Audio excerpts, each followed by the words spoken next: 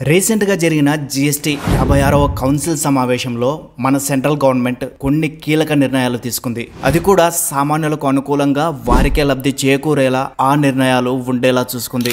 మరీ ముఖ్యంగా సామాన్యులు పెను భారంగా భావించే జీఎస్టీలో చాలానే మార్పులు చేసింది. ఒకప్పుడు జీఎస్టీ అంటేనే సామాన్యులు బెంబేలెత్తిపోయే పరిస్థితి ఉండేది. ఎందుకంటే జీఎస్టీ వచ్చిన తర్వాత నిత్యావసర సరుకులు మొదలుకొని మనం యూజ్ చేసే ప్రతి వస్తువు యొక్క ధరలు ఆకాశాన్ని అంటుతూ వచ్చాయి. అందుకే జీఎస్టీ అంటేనే అటు అమ్మేవారు ఇటు కొనేవారు ఇద్దరు కూడా భయపడిపోయే పరిస్థితి ఉండేది. అయితే అట్ ది ఫస్ట్ టైం జీఎస్టీలో ఉండే పన్నుల శాతాన్ని చాలా వరకు తగ్గించింది. దీంతో మనకు అవసరమయ్యే చాలా వస్తువుల ధరలు విపరీతంగా తగ్గే అవకాశం ఉంది. మరి ఏ వస్తువుల ధరలు తగ్గే అవకాశం ఉంది, వాటి ప్రభావం ఎలా ఉండబోతోంది, అసలు జీఎస్టీలో వచ్చినటువంటి మార్పులు ఏమిటి, జీఎస్టీ 2.0 సెంట్రల్ గవర్నమెంట్ ఎందుకు ఇంత సడన్ గా ప్రవేశపెట్టింది, ఇలాంటి ఆసక్తికర విషయాలను క్లియర్ గా షార్ట్ అండ్ స్ట్రైట్ గా ఈ వీడియోలో తెలుసుకుందాం.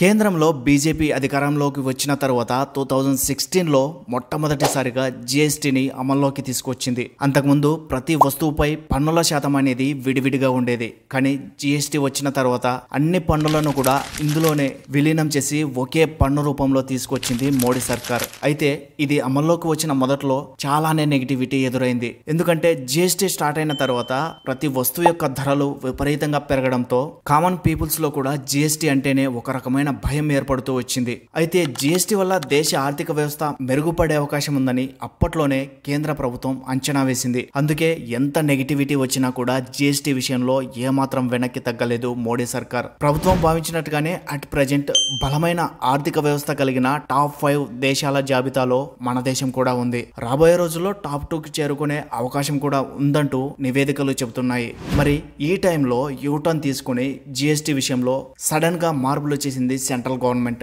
అది కూడా పన్నుల శాతాన్ని విపరీతంగా తగ్గిస్తూ నిర్ణయం తీసుకుంది. దీనివల్ల మన దేశ ఆర్థిక వ్యవస్థ దారుణంగా దెబ్బతినే అవకాశం ఉంది.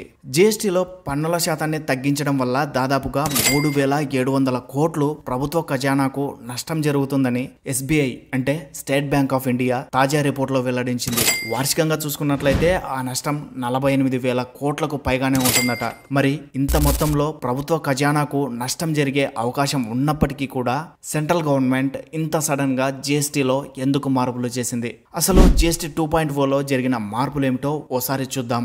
జీఎస్టీ అమల్లోకి వచ్చినప్పటి నుంచి ఇప్పటి వరకు 4 రకాల పన్నులు అమల్లో ఉంటూ వచ్చాయి. 5%, 12%, 18%, 28%. ఇలా ఈ 4 రకాల స్లాబులతోనే ప్రతి వస్తువుపై కూడా ట్యాక్స్ అనేది నిర్ణయించబడుతూ వచ్చింది. కానీ తాజా మార్పుల్లో 12%, 28% ఈ 2 స్లాబులను కూడా పూర్తిగా తొలగించింది. దీనివల్ల దాదాపుగా 295 వస్తువులకు సంబంధించిన ధరలు 12% నుంచి 5%కి పడిపోనున్నాయి. అలాగే 28% ఉండే వస్తువుల ధరలు ఏకంగా 18%కి తగ్గిపోనున్నాయి. టూత్ పేస్ట్, హెయిర్ ఆయిల్ మొదలుకొని వివిధ రకాల ఎలక్ట్రానిక్ గ్యాడ్జెట్స్, టీవీలు, వాషింగ్ మిషన్స్ ఇలా చాలా రకాల వస్తువులపై ధరలు విపరీతంగా తగ్గే అవకాశం ఉంది. అయితే ఆరోగ్యానికి హానికరమైనవిగా భావించే కొన్ని రకాల ఐటమ్స్ పై మాత్రం ఏకంగా 40%కి ట్యాక్స్ ను ఇంక్రీజ్ చేసింది సెంట్రల్ గవర్నమెంట్.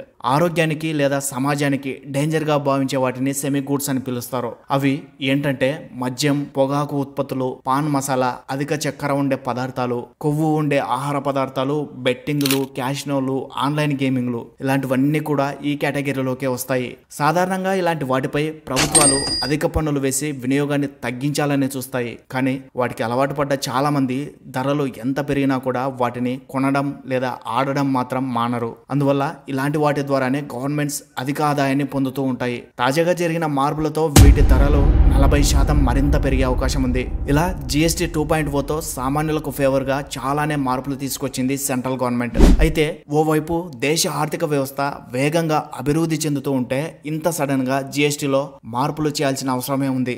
అంటే దీనికి కూడా ఓ రీజన్ లేకపోలేదు. అయితే ఈ రీజన్ ను కాస్త పొలిటికల్ ఆస్పెక్ట్ లో చూద్దాం. కేంద్రంలో ఎన్డీఏ కూటమి 3వసారి అధికారంలోకి వచ్చిన ఏడాదిన్నర తర్వాత మొట్టమొదటిసారి ఓటు చోరీ అంశం తెరపైకి వచ్చింది. స్వతంత్రంగా పనిచేయాల్సిన ఎలక్షన్ కమిషన్ బీజేపీతో చేతులు కలిపి ఓటు చోరీకి పాల్పడిందంటూ ఇది ప్రజాస్వామ్యానికి తూట్లు పొడవడమేనని ప్రతిపక్ష నేత రాహుల్ గాంధీ పెద్ద ఎత్తున విమర్శలు చేశారు. కేవలం విమర్శలే కాదు, పక్కా ఆధారాలతో ఒక ప్రజెంటేషన్ కూడా ఇచ్చారు. దీంతో ఈ అంశం ఒక్కసారిగా దేశవ్యాప్తంగా హాట్ టాపిక్ అవుతూ వచ్చింది. ఇప్పటికి కూడా ఆ వేడి ఇంకా చల్లారడం లేదు. దీంతో 3 సార్లు ఎన్డీఏ కూటమి తిరుగులేని ఆధిపత్యం ప్రదర్శించడానికి అసలు కారణం ఇదేనా అనే అనుమానాలు ప్రతి పౌరునిలోనూ వ్యక్తమవుతూ వచ్చాయి. ఈ నెగిటివిటీ నుంచి బయటపడేందుకే జీఎస్టీలోని స్లాబ్లను తొలగించి వస్తువుల ధరలను విపరీతంగా తగ్గేలా చేసింది సెంట్రల్ గవర్నమెంట్. దీనివల్ల సామాన్యుల దృష్టిని ఓటు చోరీ వైపు నుంచి ఇటువైపు మళ్లించేందుకు ఇదొక స్ట్రాటజికల్ ప్లాన్ అనేది పొలిటికల్ ఆస్పెక్ట్లో కొంతమంది విశ్లేషకులు చెప్పే మాట. మొత్తానికి జీఎస్టీ 2.0లో పొలిటికల్ కాన్స్పిరెన్సీస్ ఉన్నప్పటికీ మనలాంటి సామాన్యులకు మాత్రం ఇది గుడ్ న్యూస్ లాంటిదనే చెప్పవచ్చు.